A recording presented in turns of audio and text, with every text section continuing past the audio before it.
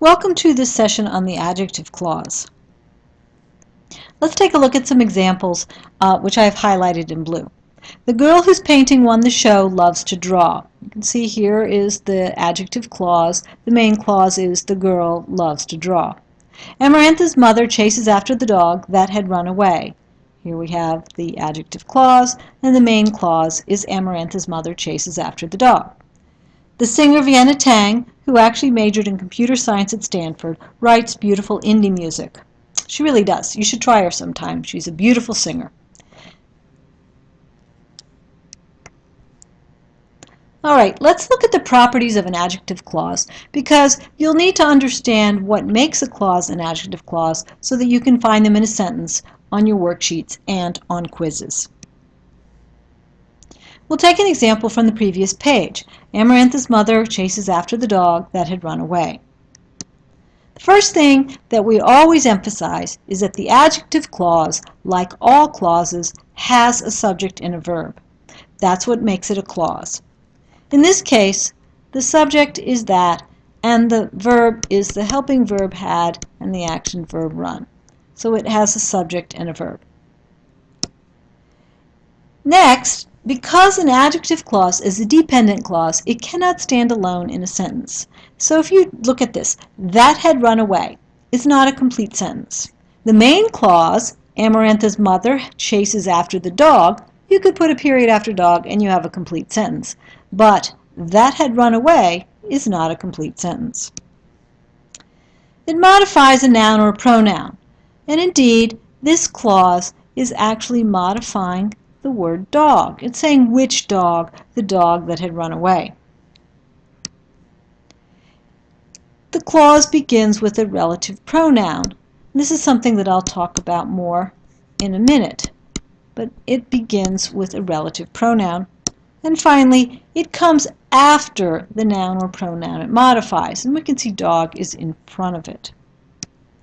All right. Let's look at each of the 5 properties that I just discussed in more depth. The first one is it has a subject and a verb. Like all clauses, the adjective clause has a subject and a verb, and we can see that in the examples that I began this lesson with. So we have a subject and a verb here. We have, as we already did, the subject and verb here.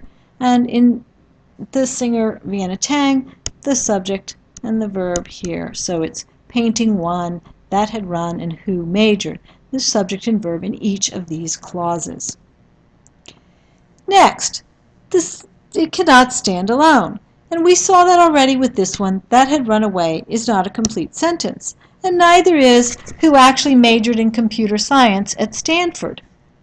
All right? It's not a complete sentence. The singer Vienna Tang writes beautiful indie music can stand alone, but not who actually majored in computer science at Stanford.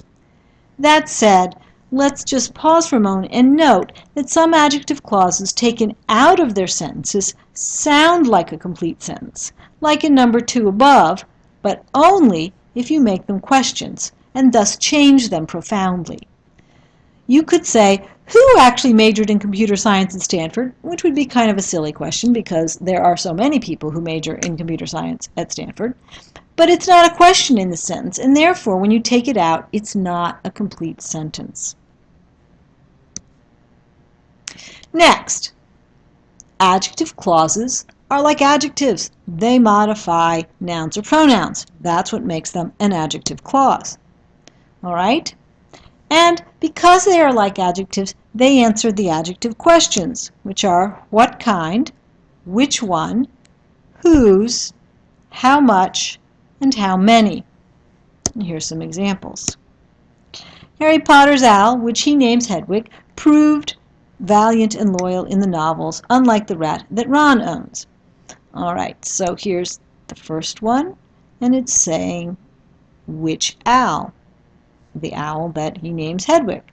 And then that scurrilous rat from the series is modified. Which rat? The rat that Ron owns. Okay, in this case, they both answer the question which one, and I would emphasize that because many adjective clauses answer the question which one.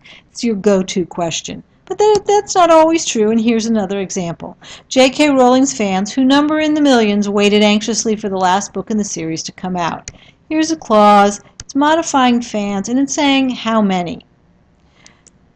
But most of the time, it will answer which one, so keep that one ready. Next, an adjective clause begins with a relative pronoun, and the relative pronouns are as follows: that, which, who, whom, and whose.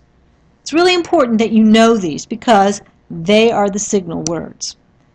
Telemachus, who acts like a country bumpkin at first, fears talking to Nestor. Athena, with whom Telemachus confers, encourages him. And you can see these are two of the relative pronouns. I would like to note we call these signal words because they signal the beginning of the dependent clause. And when we get to adverb clauses, they have a different set of signal words, and noun clauses also have signal words. Let's emphasize the relative pronouns again. You need to memorize them. Take a moment now and see if you can list them. There are only 5.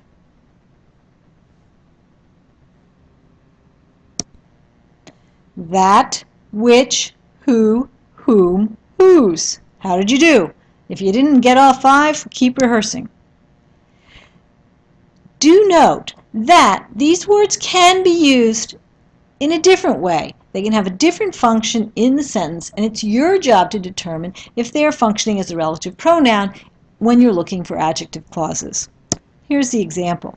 In the first one here, the word that is really just an adjective. It's saying which player. It's an independent clause here, just one clause. In the second sentence, the boy that she asked a holiday ball dyed his hair red and green. That seems kind of unfortunate, don't you think? In this case, it's working with a subject and a verb, and it is indeed a relative pronoun because the whole clause is saying which boy, that unfortunate boy with the red and green hair, that she asked a holiday ball. All right? So this is functioning as an adjective clause. This is just functioning as a plain adjective. And it's kind of easy to tell even just by looking at their positions. Other signal words. Grammar loves to complicate things, doesn't it?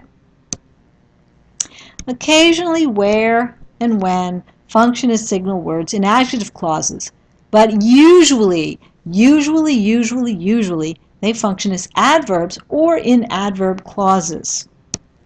Here's the distinction. Adjective. The party where we danced was at Carrie's house.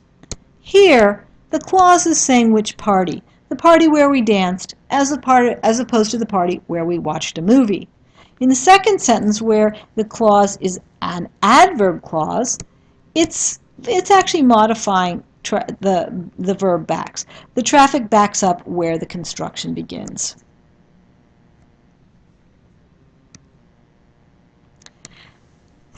Adjective clauses come after the word it modifies. An adjective, in normal English syntax is a word for word order. In normal English syntax, the adjective comes before the word it modifies. The biggest cat eats all the food. The brilliant students won its academic championship. But a noun clause will go after the noun or pronoun it modifies. The cat that is biggest eats all the food. The students who are brilliant won its academic championship. We don't say the who are brilliant students. The adjective clause comes after the word it modifies. All right, so those are the 5 properties. Let's review them. Okay? Number 1, adjective clauses have subjects and verbs. Number 2, an adjective clause cannot stand alone in a sentence. Number 3, an adjective clause modifies a noun or pronoun. Number 4, an adjective clause begins with a relative pronoun.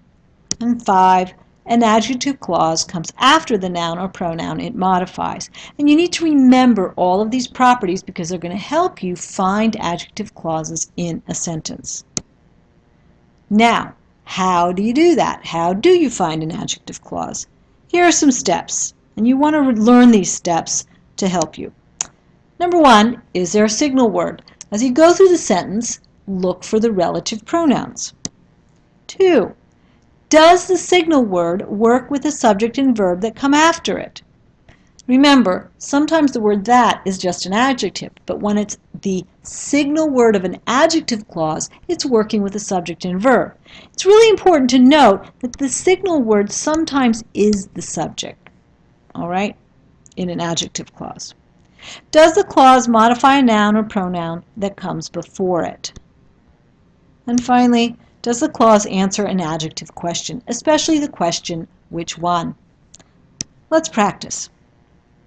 Amarantha, whose brother lives out west, is going to San Francisco, which is her favorite city. Is there a signal word? I see 2 from my list. That, which, who, whom, whose. I see 2 of them. But I'm only putting a dot because I still want to make sure that they really are working as a relative pronoun and not as something else. Does the signal word work with the subject and verb that come after it? All right, we've got a subject and a verb here. Oh, and which is the subject? So I've got, yes, I do. So the answer to the first 2 is yes. Does the clause modify a noun or pronoun that comes before it? Well, let's see. Here's the first one. Nice thing about this, and many, not all, but often, you will find that there are adjective clauses that get set off by commas. That's always a nice treat. It helps us out.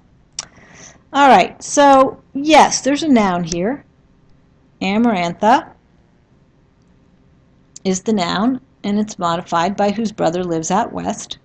And we have a noun here, San Francisco, modified by this clause. And just to double check, does it answer an adjective question? Yes, Amarantha, whose brother lives out west, says which Amarantha. And the San Francisco here, which is her favorite? It's which San Francisco, as if there's any other San Francisco in the world. All right, so that's how you go about finding an adjective clause in a sentence, and meanwhile you can enjoy a lovely picture of the San Francisco Bay taken by Miss Salata. Another example. Sometimes she takes the bus to Cliff House, where the Pacific Ocean and the San Francisco Bay meet. Is there a signal word? In this case, it's a squirrely one of those adverbial type words. So let's see, is it working with a subject and verb? Well, I've got a subject here and a verb here, so yes. So I do have a clause. Does the clause modify a noun or a pronoun that comes before it? In this case, it does. There's a noun here. And so this probably is going to turn out to be an adjective clause, and the final check is, does it answer an adjective question? Is it saying where, or is it answering which? And in this case, it's saying which cliff house. Which cliff house? The one where the ocean and the bay meet. And here is a photograph of the cliff house and the Pacific Ocean. All right, now it's your turn. I want you to stop the video for a few minutes, or however long it takes you, and get some scrap paper. And I want you to figure out the adjective clauses in these 3 sentences.